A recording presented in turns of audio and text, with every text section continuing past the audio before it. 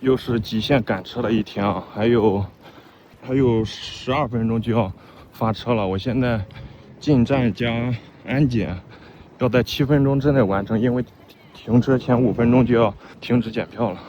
我得抓紧时间，又是极限赶车。